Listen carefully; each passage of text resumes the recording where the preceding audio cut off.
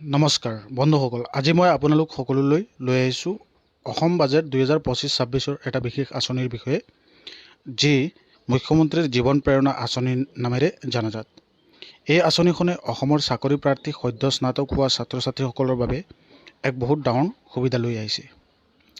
এই আঁচনিখনৰ মূল লক্ষ্য হ'ল চাকৰি বিচৰা সদ্য স্নাতক ছাত্ৰ ছাত্ৰী, বিশেষকৈ চুবুৰী বিশ্ববিদ্যালয় আৰু মহাবিদ্যালয়ৰ পৰা উত্তীৰ্ণ হোৱাসকলক এটা অনুদান আগবঢ়োৱা।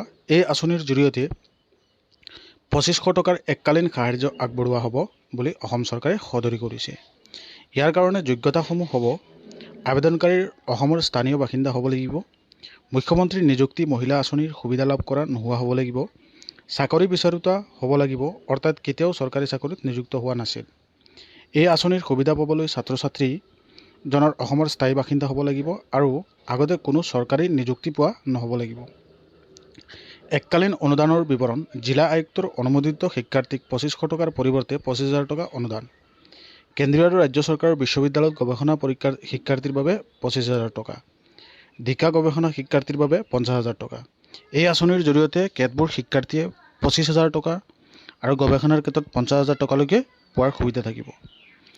অসম চৰকাৰে এই আঁচনিখনৰ বাবে 25 কোটি টকাৰে বাজেট ঘোষণা কৰিছে। মুখ্যমন্ত্ৰীয়ে এই পদক্ষেপে অসমৰ যুৱ সমাজক আত্মনিৰ্ভৰশীল আৰু সচেতন কৰি তুলিব।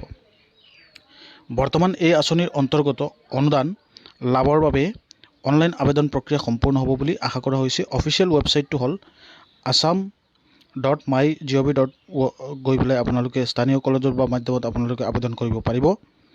গতিকে সেই ৱেবছাইটটো আপোনালোকৰ ডেছক্ৰিপশ্যনত বা লিংকত আমি দি দিম, তাৰ পৰা আপোনালোকে চাই ল'ব। প্ৰিয় ছাত্ৰ ছাত্ৰীসকল বা মৰমৰ প্ৰিয় বন্ধু বান্ধৱীসকল, এই আঁচনিখন আপোনালোক সকলোৰে বাবে চিনাকি কোনো স্নাতক শিক্ষাৰ্থী বা উপকাৰী হ'ব পাৰে। সেইবাবে ভিডিঅ'টো শ্বেয়াৰ কৰিব। সকলোকে কিমানে নাজানিবও পাৰে, গতিকে তেওঁলোকে যাতে জানিব পাৰে।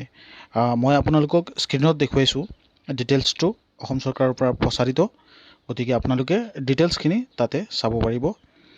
সম্পূৰ্ণ বিষয়খিনি আপোনালোকে তাৰ পৰা জানিব পাৰিব। সকলোকে ধন্যবাদ জ্ঞাপন কৰিছোঁ এই আপডেটটোৰ কাৰণে। Thank U.